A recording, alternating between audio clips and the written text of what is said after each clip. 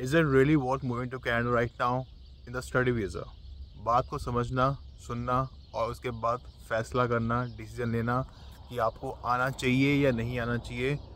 C, I will tell you very frankly, Canada में opportunity jobs नहीं है, बहुत कम है, बहुत कम चांसेस है।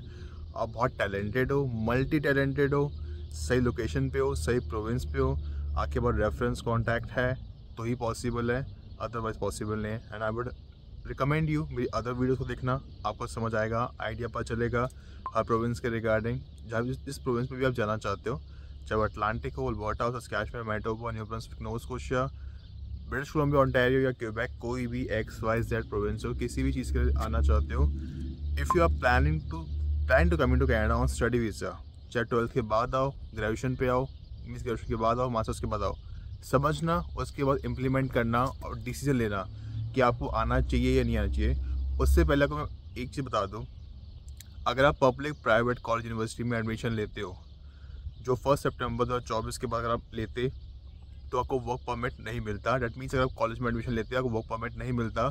उसकी डेट चेंज हो गई है, अभी 1 घंटे पहले चेंज हुई है जिस टाइम मैं वीडियो बना रहा हूँ।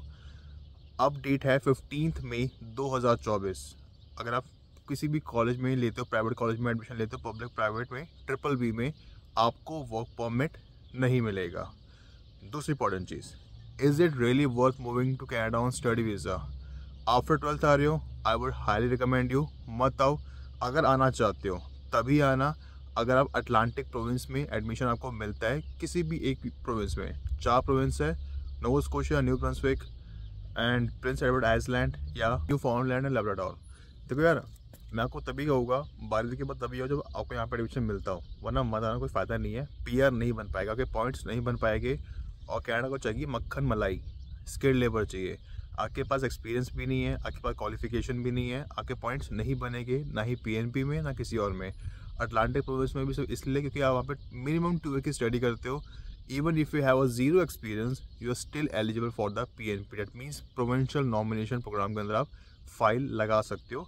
1.5 साल के अंदर, आपको 1 साल के अंदर, अभी जो सिनेरियो चल रहा है, आपको PR मिल जाएगा अगर आप 12th के बाद आ रहे हो तो। ग्रेजुएशन के बाद आ रहे हो, I would highly recommend you, master degree low, diploma certificate मत लो। मास्टर डिग्री लोगे ज़्यादा पॉइंट्स मिलेंगे और आपको कनाडा आना ही आना है। और आपको अटेस्टेशन लेटर का, PAL का, प्रोविंशियल अटेस्टेशन लेटर का वेट नहीं करना है, क्योंकि मास्टर डिग्री के अंदर उसकी कोई वैल्यू नहीं होती। डैट मीन्स उसकी कोई रिक्वायरमेंट नहीं होती। अगर आप मास्टर लेते हो, चाहे 1 ईयर हो या 2 ईयर हो, और मैं इसमें भी रिकमेंड करूँगा कि 1 ईयर की लोगे मास्टर तो आपको 3 ईयर्स का वर्क परमिट मिलेगा। 2 ईयर्स की लोगे तब भी आपको 3 ईयर्स का वर्क परमिट मिलेगा। Everybody know, you also know, study visa एक बहाना है, असली मकसद PR पाना है और पैसे कमाने हैं।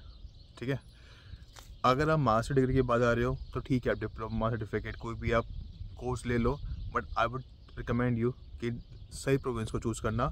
तीनों केस में सही प्रोविंस को चूज़ करना, सही यूनिवर्सिटी कॉलेज को चूज़ करना। Never enrol in private colleges, never enrol.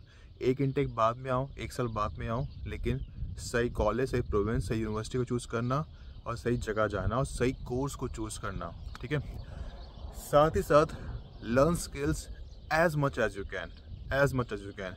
जितने टैलेंटेड होगे ना, उतना आपका भला होगा। देखो, सिक्योरिटी का आपको सोचिए, सिक्योरिटी की जॉब मिल जाएगी, सिक्योरिटी का लाइसेंस ले लूँगा, इसका लाइसेंस ले लूँगा, बकवास चीज़ है, कोई वैल्यू नहीं है। कंपटीशन बहुत ज़्यादा है, कुछ ऐसा करो जो बाकी ना करते हो। अब आपके माइंड में होगा प्लम्बर का, मैकेनिक का, ठीक है यार, आपने अपने होम कंट्री में नहीं करते होगे, पर यहाँ पर इसकी बहुत वैल्यू है। फॉरेन कंट्रीज़ में, नॉर्थ अमेरिकन कंट्रीज़ में, यूरोप में, ऐसी कंट्रीज़ में इनकी बहुत वैल्यू है, क्योंकि यहाँ पे लेबर शॉर्टेजेस है, ऐसे लोग मिलते नहीं हैं, ऐसे स्किल्ड लेबर मिलते नहीं है, प्लम्बर, मैकेनिक, डिज़ाइनिंग। तो ये सीखोगे तो बहुत बेटर रहेगा। साथ साथ बार्बर का, मेकअप आर्टिस्ट का, नील पेंटिंग का, नील एक्सटेंशन का, ये चीज़ें भी सीखो। और ड्राइविंग लाइसेंस ज़रूर बना के आना, एब्स्ट्रैक्ट लेटर ज़रूर लेके आना। लेके आओगे तो आप आराम से इसको कन्वर्ट कर सकते हो कैनेडियन ड्राइविंग लाइसेंस के अंदर, टेस्ट और ड्राइविंग टेस्ट देके। अदरवाइज़ आपको 1 साल का वेट करना पड़ेगा, इससे फ़ायदा नहीं है। आपके पास गाड़ी होगी, सेकेंड हैंड, थर्ड हैंड गाड़ी लो, राइड सिस्टम कर सकते हो। जॉब नहीं भी होगी तो पैसे एटलीस्ट कमा सकते हो, ऊबर भी चला सकते हो। एटलीस्ट आपके पास ऑप्शंस रखो, जितने ज़्यादा उतना आपकी लाइफ यहाँ पे ईजी है। अदरवाइज़ बाकी कोई तरह धक्के खाते रहोगे और कोई बेनिफिट नहीं है। करंट गवर्नमेंट ने ना रूल्स चेंज कर दिए हैं और वो चाहती है कि 5 to 6% लोग को कम PR दिया जाएगा और उनका फोकस है एक्सप्रेस एंट्री पे नहीं है, बाहर वालों को नहीं है, उनका फोकस LMI वालों पे भी इतना नहीं है। वो चाहते हैं कि जो बंदे ऑलरेडी यहाँ पे कनाडा में हैं वर्क परमिट पे, स्टडी वीज़ा पे या जो इनसाइड कनाडा है उन पे फोकस करना है इन टर्म्स ऑफ PR। सो अगर आप एक्सप्रेस एंट्री पे फाइल लगा रहे हो तो मेरे हिसाब से तो वेस्ट ऑफ टाइम है, बहुत कम चांसेस होते हैं, कंपटीशन बहुत ज़्यादा है। 60 to 80 लाख लोग हैं जो PR की रेस में हैं, जो भी स्टडी वीज़ा पे है, स्पाउस वीज़ा पे है, वर्क वीज़ा पे है, LMI पे है, ओपन वर्क परमिट पे, रिफ्यूजी पे है, बिजनेस वीज़ा पे है, डिफरेंट प्रोविंस में है। तो आप खुद सोचो, और सीट्स है 4,85,000 जिसमें भी अभी सिर्फ 3.5 लाख ही बची है। तो अपना खुद दिमाग लगाओ कि आपको आराम से PR मिल पाएगा या नहीं मिल पाएगा। अगर आपको लगता है कि आपकी क्वालिफिकेशन बहुत अच्छी है, एक्सपीरियंस है, टैलेंट है, तो फिर आओ तो करो, एक्सप्रेस एंट्री फाइल लगाओ। और एक्सप्रेस एंट्री फाइल आप खुद भी लगा सकते हो, आपको किसी इमिग्रेशन एजेंट कंसल्टेंट की रिक्वायरमेंट नहीं होती है। थोड़ा रिसर्च करो, दिमाग लगाओ, वेबसाइट पर जाओ, खुद अपना डॉक्यूमेंट्स अपलोड करो। It's that easy, it's not difficult. Even for the visitor visa के लिए भी, स्टडी वीज़ा के रिगार्डिंग भी और टूरिस्ट वीज़ा के रिगार्डिंग भी, it's easy, it's not that difficult. साथ ही साथ सब कुछ अवेलेबल होता है नेट पे, यूट्यूब पे अवेलेबल है, आपको सारी वीडियोस मिल जाएगी। नहीं समझ आ रहा, you can book a session with me, I will help you out. And साथ ही साथ आपके पास एक रोड मैप गोल होना चाहिए कि आप कनाडा में करने के आने वाले हो। जॉब तो है नहीं, जो ऑलरेडी यहाँ पे PR सिटीजन है, मेरे 99% दोस्त ऐसे ही है, वो खुद खुश नहीं है। और बहुत लोग ऐसे हैं जो ऑलरेडी वापस इंडिया अपनी होम कंट्री जा चुके हैं, जो कैनेडियन सिटीजन्स हैं, पासपोर्ट होल्डर है, OCI कार्ड बनाया, वापस चले गए। किसी का एक का बिजनेस है और मैक्सिमम का किसी का घर भी नहीं है, किसी ने घर भी ओन नहीं किया हुआ, बिजनेस ओन किया हुआ है, कुछ किसी ने रेंट पे ओन किया हुआ है, किसी ने प्रॉपर्टी पे इन्वेस्ट किया हुआ है, लेकिन सिर्फ बिजनेस पर्पस पे। कोई अपने लिए प्राइवेट प्रॉपर्टी होम नहीं लिया हुआ किसी ने, क्योंकि बहुत महंगा है, it's quite expensive, it's just a waste of money. It's better कि आप दुबई में इन्वेस्ट करो, इंडिया में इन्वेस्ट करो, थाईलैंड में इन्वेस्ट करो, ऐसी कंट्री में इन्वेस्ट करो जहाँ पे आपको रिटर्न मिले, जहाँ पे आपको बेनिफिट हो, जहाँ पे आपका फ्यूचर आपको लगे कि यार अगर मैं पैसा इन्वेस्ट कर रहा हूँ उसका मुझे रिजल्ट मिलेगा, उसका मुझे रिटर्न मिलेगा, अगर मैं उसको बाद में बेचना चाहूँ तो उसकी अच्छी कीमत मिलेगी। या अगर आपको US में वर्क करना, अगर US में नहीं मौका मिल रहा तो फिर आप कनाडा आओ, यहाँ पे PR लो, सिटीजनशिप लो, फिर आप उसके बाद आप US में वर्क कर सकते हो या अपना बिजनेस स्टार्ट कर सकते हो। That's totally up to you, but you should know what you want to do. हालात बहुत टाइट है, ऐसा नहीं कि बहुत अपॉर्चुनिटीज, बहुत सारी जॉब्स है। आपको तो डिफरेंट कंटेंट क्रिएटर्स होते हैं, हर किसी का अपना माइंडसेट होता है, हर किसी डिफरेंट प्रोविंस में, डिफरेंट सिटीज़ में रहते हैं, हर किसी के रेफरेंस कॉन्टैक्ट होते हैं, किसी के नहीं होते।